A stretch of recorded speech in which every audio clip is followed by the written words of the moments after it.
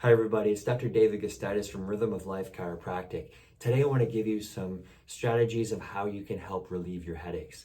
We're going to focus on two ways. One, we're going to talk about some things you can avoid in your diet and things that you can include in your diet. For starters, it's very important that you avoid toxins. For example, processed foods that have artificial ingredients. Many of those ingredients can be stimulatory to your nerves, to your neurons in your brain, that can cause them to be aggravated and irritated. Really, I would avoid processed foods as much as possible, especially if you're experiencing headaches. Number two, avoid added sugar. Added sugar in foods is going to put you on the sugar roller coaster. It can lead to inflammation, lead to insulin resistance, and a host of other health-related problems. And so when you are on that sugar roller coaster going up and down, many times when people are having low blood sugar, they're having headaches more often than when they're well fed. And so if you, it's not about eating more, it's really about making sure that your blood sugar in your body is stable. When you consume a lot of added sugar, consume high carbohydrate meals, you tend to spike up your blood sugar, which leads to a lower blood sugar response, blood sugar lowering response by the body, which puts you back up next time you eat.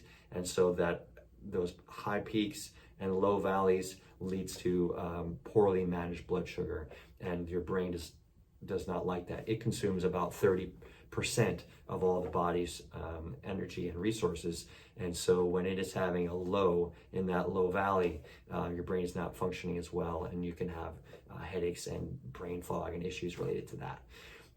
A third thing to avoid is alcohol. Alcohol is a toxin. Alcohol will irritate and kill off nerve cells. Enough said. You know, you think about a hangover, think about the kind of headache people get after they drink the night before. Alcohol is a toxin that will kill off the nerve cells. So in terms of foods that you can include, I would make it imperative that you include spices like ginger and turmeric. Both of those are anti-inflammatory. You can chop up, mince up ginger and saute with that. You can throw turmeric on top if you like curry. That's a wonderful anti-inflammatory spice. In our office, we have some special formulations of turmeric that definitely gets into the cell more effectively than just sprinkling it on your food. But if you start eating foods with more ginger and turmeric, you're on your way. I would include dark leafy greens. And why?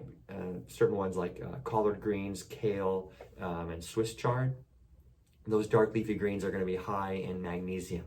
And magnesium is the calming, relaxation, anti-stress mineral. So the more of those you can get in your diet, you're providing your body with sufficiency in those minerals like magnesium that'll help your body to function properly. And the last category I would make sure you include is water. Enough water in your diet, making sure you're consuming about half of your body weight in ounces every day at a minimum.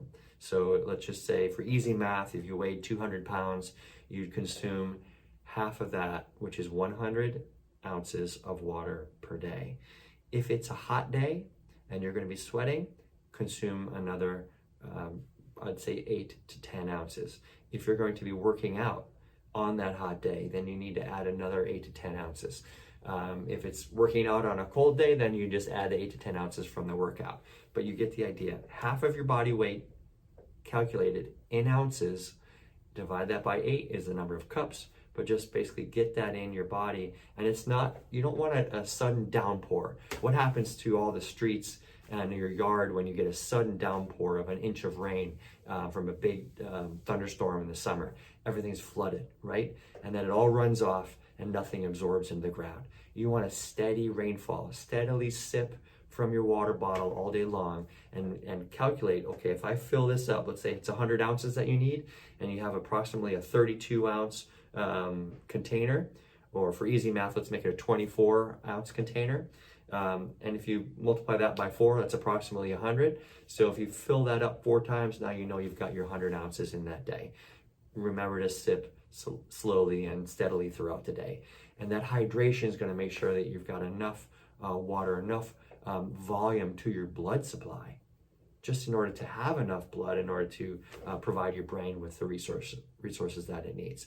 So those are some tips that you can employ right away. They're very low cost and they're very easy to get started with. And I hope that helps you with your headaches.